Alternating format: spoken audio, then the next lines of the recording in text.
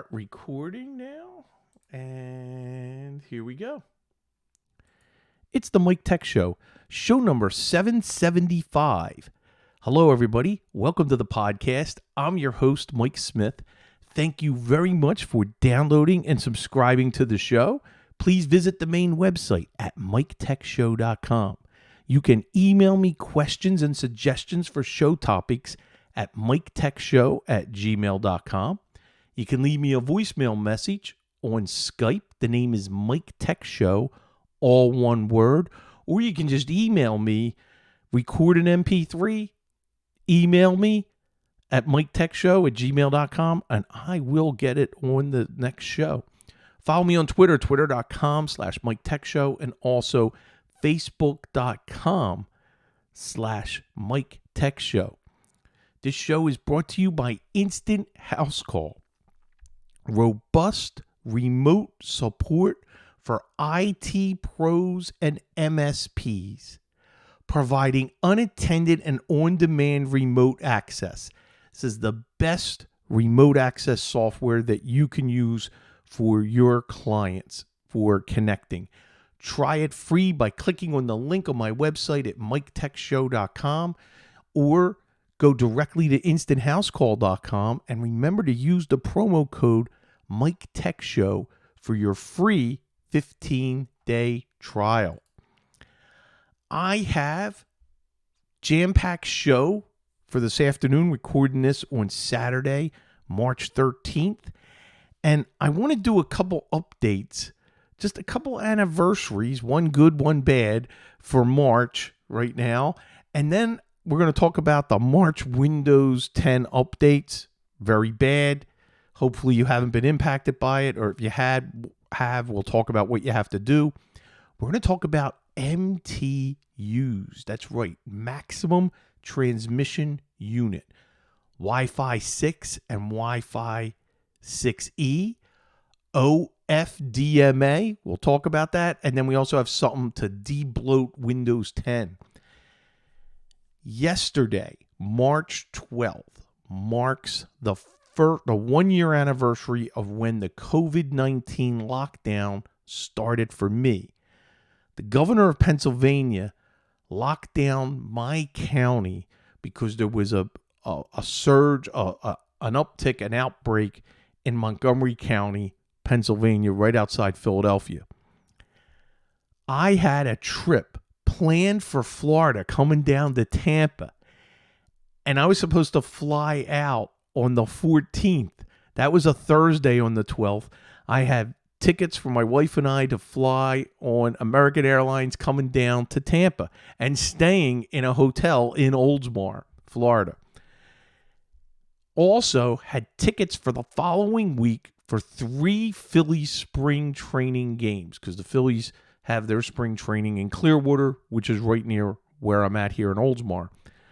So with the governor doing that, Major League Baseball announced they were canceling the rest of the spring training games. So we're like, we can't fly. I hang on the phone. It takes like an hour, hour and a half to get through to American Airlines, and I'm able to cancel the tickets, and they gave me a credit, which is fine. So I didn't lose the money. Now I have to cancel the hotel. That was easy. It's a Marriott that I'm a big Marriott customer. Anytime I'm traveling or anytime I get a lot of points, and I've collected a massive amount of points now from this past year. So it was easy to cancel that. And then, of course, I got refunded for the tickets in a couple weeks from Major League Baseball. So after canceling all that, now I'm grounded at home.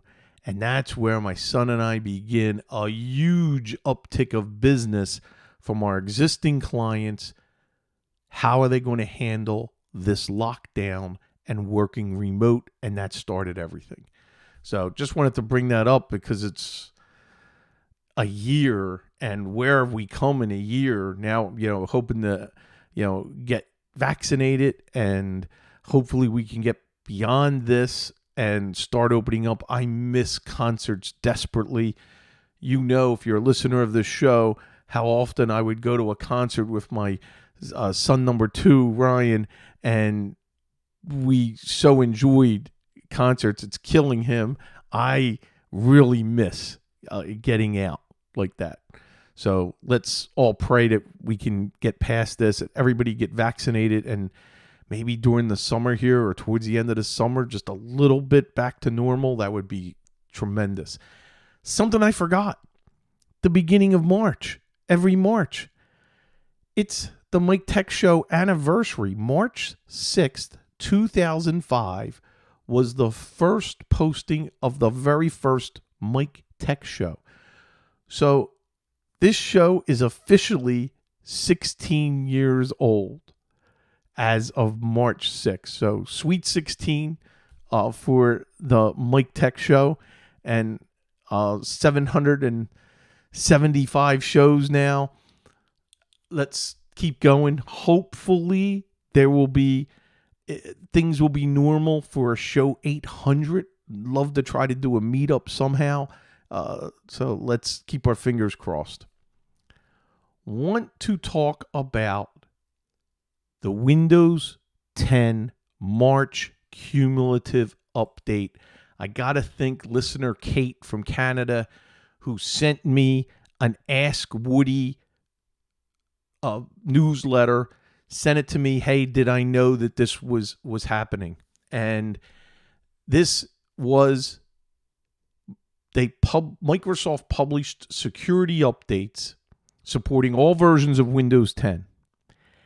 And it appears that the updates are causing issues on some devices, specifically when you attempt to print, it could cause a blue screen of death. That's just so horrible. Now, there's a couple updates in the article that I'm going to be linking in the show notes, and I'm going to cut and paste into the chat right now. One of the latest updates is Microsoft is publishing a workaround for this issue, and the company plans to release a fix next week. It is amazing of how many of these updates can get through testing. And I went on a rant about this for all the software companies. Apple, Microsoft, they're not doing enough testing. And now to be able to blue screen anytime you are trying to print, that's horrible. So if your Windows 10, a cumulative update, have not been applied, especially knowledge base KB5000802. Don't worry, you don't have to remember that. It'll be in the link for the show notes. You want to pause your updates. I recommend pausing right now for a month. You go into your settings, go down to advanced settings, and pause for a month. If you don't have that option, at least pause for the 7 days right now. So I don't think you have that advanced option in Windows 10 Home. In Pro, you absolutely do. I want you to pause the updates. If you already have the update and you experience the blue screen, hopefully you'll get back into your system. And what you want to do is then uninstall the accompanying update that's listed in this link. Now you can at least then pause the updates and continue using your system. We have paused all of our updates on our test machines and our production machines for MHS Consulting, my son and I. We have paused updates for many of our biggest clients to hopefully this will pass and they will push the update with the fix in it, and then we'll be able to apply it. But until we get word that this is fixed, you really can't apply this update, because could you imagine you go to print, every time you go to print, you blue screen? That's so horrible. So hopefully everybody's dealing with this and that you're able to manage it and handle it.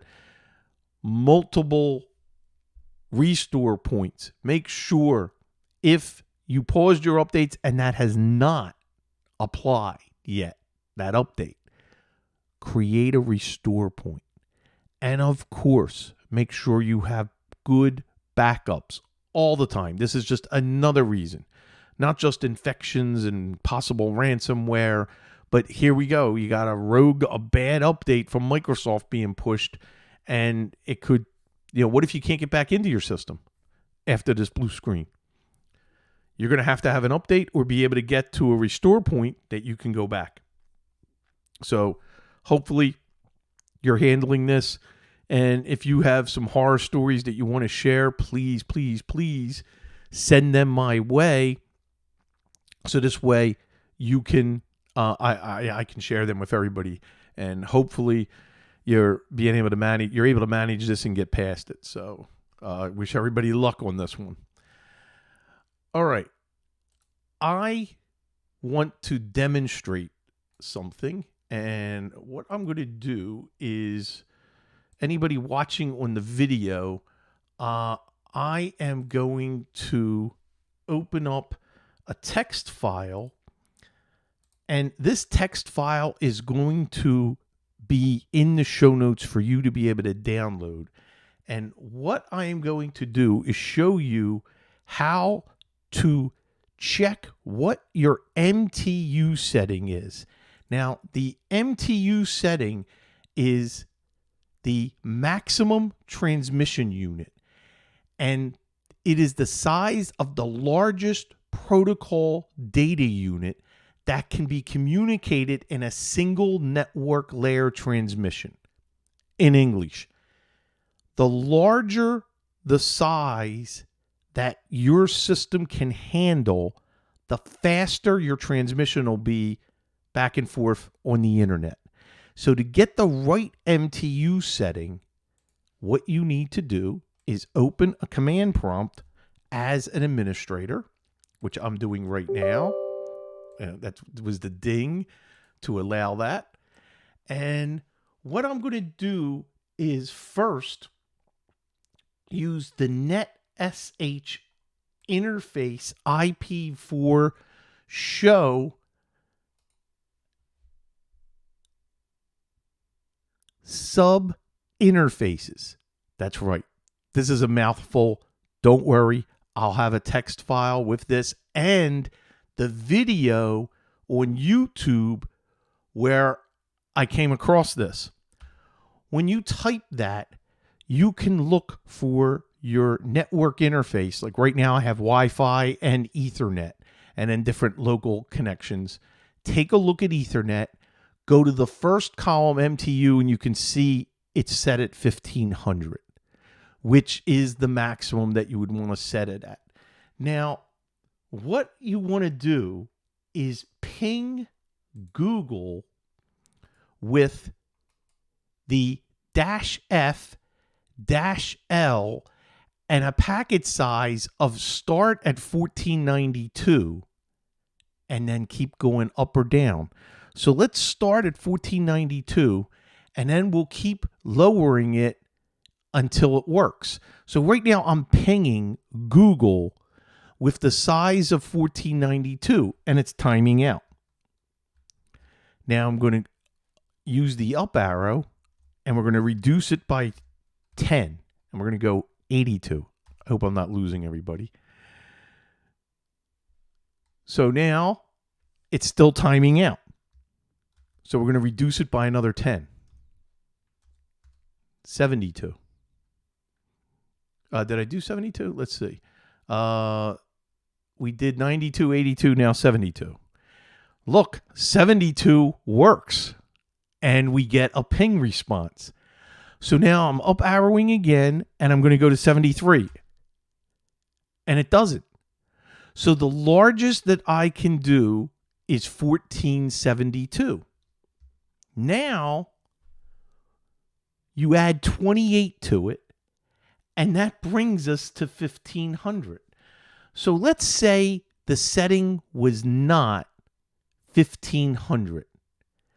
What you want to do now is there's another command for the NetSH interface, and this is to set your Ethernet MTU to 1500.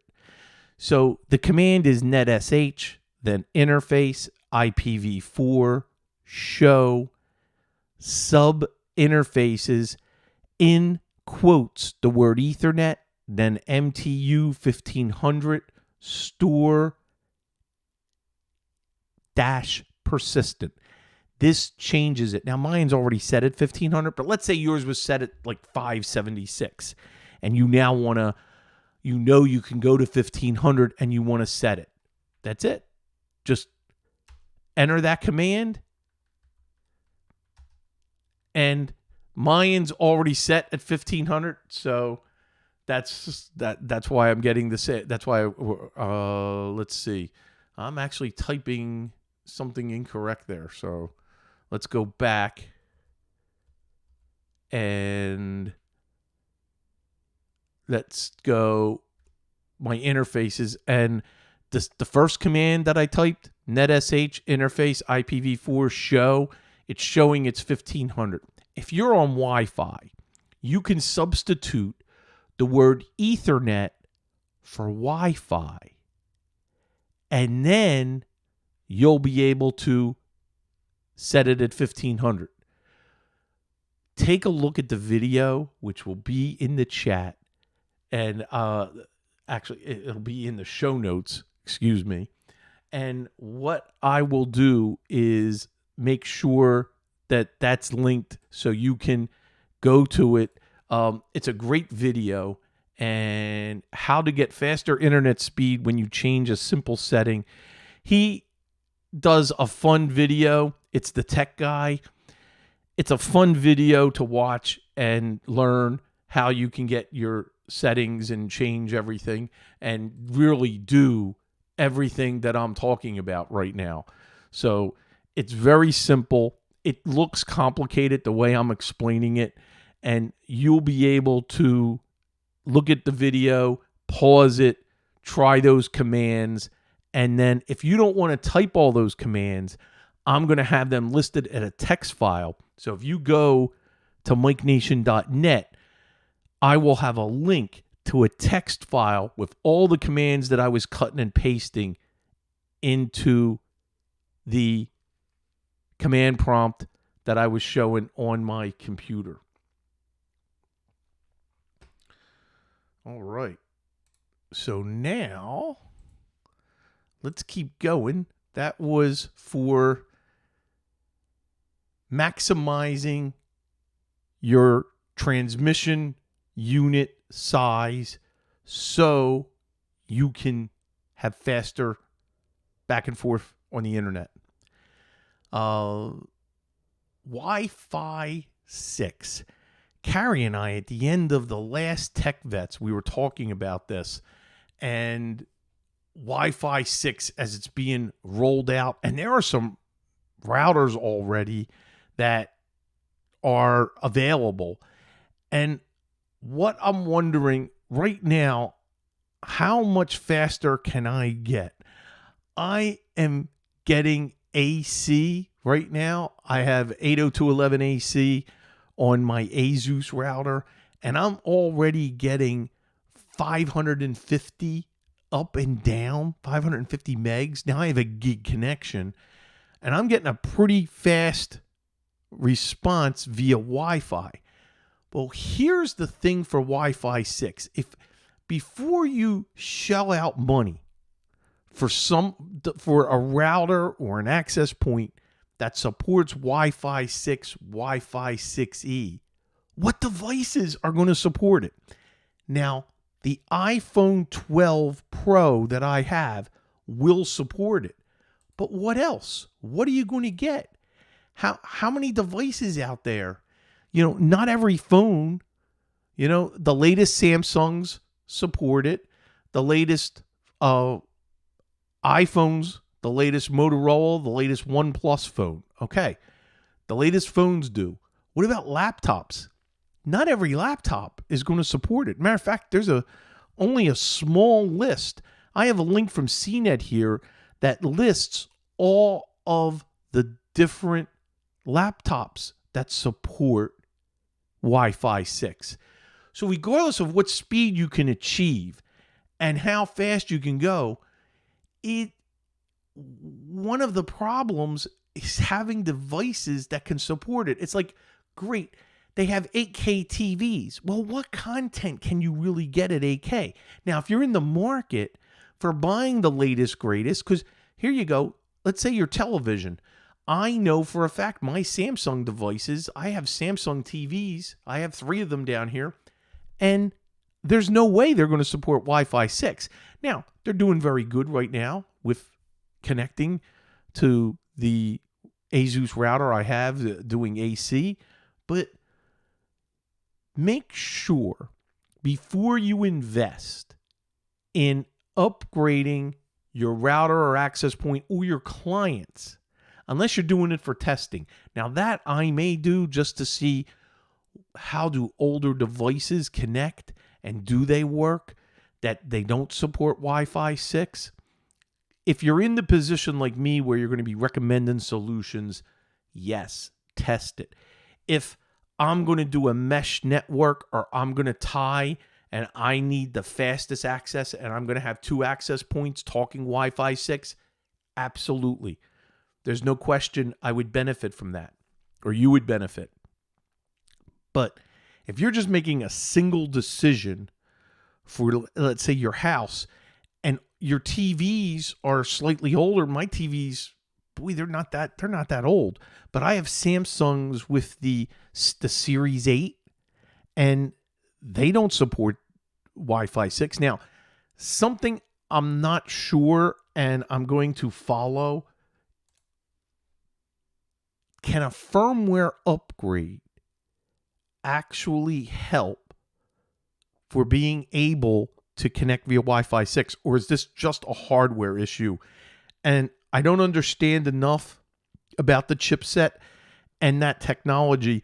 I don't think so. I think it's a hardware replacement. I don't think there's a firmware that can help with being able to access that. I could be wrong. I wouldn't mind someone weighing in on that who is deeper and understands. Now, one of the things Wi-Fi 6 that makes it work, and Wi-Fi 6E, is OFDMA. And when I heard that, I was like, oh my, what is that? Orthogonal Frequency Division Multiple Access. It is a multi-user version of the popular OFDM, which is Digital Modulation Scheme. Multiple access is achieved in OFDMA by assigning subsets of subcarriers to individual users. So think of it as a lane of traffic where your device, your car, is getting its own private lane out. I think that's a good analogy, but that's how they're doing it. And they're making the devices be unique in being able to achieve those speeds. And wow, that's great, and I'm glad to see it. And I'm glad to see that we can go to these incredible speeds via Wi-Fi. But I'm always worried. And I just had this example. This is a great example with a discussion with a client who's moving to a new office. Why do we got to wire everything? Well, you know why you got to wire everything? Because this was the game over in going from Ethernet to try to, wired, and they want to deploy Wi-Fi, which you still could deploy, a good Wi-Fi infrastructure. You have phones that are VoIP, and these phones, for their phone system and for their VoIP provider, you can't go wireless. So that's it. We got to get a Cat 6 wire to every desk that there is a phone. And since they have a phone with a gig interface inside it, we can daisy chain and go to the computer. They are a QuickBooks user. QuickBooks on the server. I had to remind them that I became their IT support because of their horrible infrastructure with QuickBooks when they were all Wi-Fi. They were trying to be all Wi-Fi in their old office, and it was a nightmare. And their CPA, who's a friend of mine, brought me in as a referral to take care of everything, and they've now been a big client ever since. This was years ago. So I reminded them QuickBooks does not play well over Wi-Fi. Everybody thinks Wi-Fi is great, and I had to remind them that each of the principals, I said, look at your house. Wi-Fi, yeah, it works great like 90% of the time, but those times that it doesn't, you're calling me. There's an issue. We got to reboot one of the access points or reboot the ISP router multiple times. There's so many things that can interfere with Wi-Fi. Yes, the technology is significantly better than years ago, but you cannot replace a hardwire Ethernet with Wi-Fi. And I know I could be debating that with many of you that are listening to this that have a solid infrastructure. Heck, I have a solid Wi-Fi infrastructure in my house here in Florida. It's great, but you want to know something? There's times I got to reboot the TV or I got to reboot the Fire Stick because something's interference, not quite. We're not getting everything. And turning it back to Wi-Fi 6. Yes, I want to see Wi-Fi keep going and get better and better and better. But if you can deliver a wire, deliver the wire. That's the way to go. Wi-Fi from portable devices that don't have an Ethernet connection, that's what you need. Your phone, your laptop, any device that you're moving mobile around the house or the office, yes. And you do want to put in the right Wi-Fi infrastructure that will support the devices that you have. And that's the point. Before pulling the trigger and getting the latest, greatest, make sure, what do you have to connect to it? Make sure your devices can talk to Wi-Fi 6. So that is my thoughts, Wi-Fi 6 and Wi-Fi in general. I'm going to have links to Wi-Fi 6E, Wi-Fi 6 devices from CNET that can connect, and then a definition and explanation of OFDMA. Last topic for today.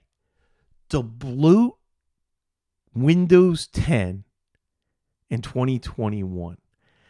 There is a script that I definitely want you to test, and there's also a walkthrough with a tweak that's a YouTube video on running this. I have the main website, which is Chris Titus's website, who wrote the script. It's a PowerShell script that will run through and rip out and tweak and fix the things you may want, like removing Candy Crush, disabling Cortana, removing that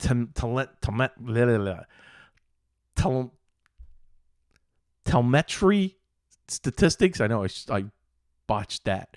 It installs Chocolatey, which enables to install different programs. I'll tell you, this actually does what we do normally on a system using Ninite. Install Notepad++, OrphanView, the VLC. We love VLC for all video and audio. Java, if you need it. Adobe, and it asks if you want Adobe Reader. Of course we do, unless they own Adobe DC. And it even asks and stops, and you have to do yes or no. Do you want the Brave browser? So if this helps you with deployment of Windows 10, where it can save you a little time and possibly, installing everything, because it's the tweaks that you would normally go through, check it out. May save you a few minutes of cleaning up and getting Windows 10 ready for a client or customer, somebody that you're installing Windows 10 for. It no longer, it's interesting, there's a comment here. He no longer uninstalls OneDrive or Office because of user feedback. As much as I know a lot of people who don't use OneDrive, boy, I know a lot that do right now. And especially if they're going to be using Office 365 in any kind of an office or shared environment, OneDrive is critical anymore. So that's very important. It's one of the reasons that I have to throw Ninite in there for, maybe installing Dropbox, because people have that now, or Google Drive. There's so many different platforms for sharing and storing files online. You need to be aware of that when you're setting up Windows 10. So certainly you could take this script, edit it, and possibly do a lot of changes if you want to play by adding and subtracting from it. So if you really want to get down and dirty and play with this, this is what you could begin with, and then make the changes according to how you want to roll out stuff. All right. So that is it for March 13th show on a Saturday afternoon. If you are buying anything from Amazon, please use the link that Carrie Holzman and I share for all purchases. If you use that link, then add those items to your cart. After you check out, we will get a small commission. We actually get it 2 months later. A small commission comes back, and it helps support the My Tech Show, Tech Vets, Carrie's videos on YouTube. We really appreciate that. And your price stays the same. Why not support the show and help us out? We really, really appreciate that. And then also, please, Fabs Auto Backup 7 Pro. I love this. My son and I use it all the time when we are deploying any system. Usually we're replacing or upgrading someone's computer. We can do a transfer by taking out the hard drive and then using the transfer option, or we just do a backup to an external drive and then restore. Fabs Auto Backup, that is just a tremendous way of transferring and preserving the data and the settings from one system to another. And then, of course, please check out Instant House Call at instanthousecall.com for all your remote access needs. That is it for today's show, and hopefully see everybody back normal schedule next Thursday at 7:30 p.m. Remember, you can see this video on YouTube. Just come back to MikeNation.net. All the links will be there. That's it. Bye-bye.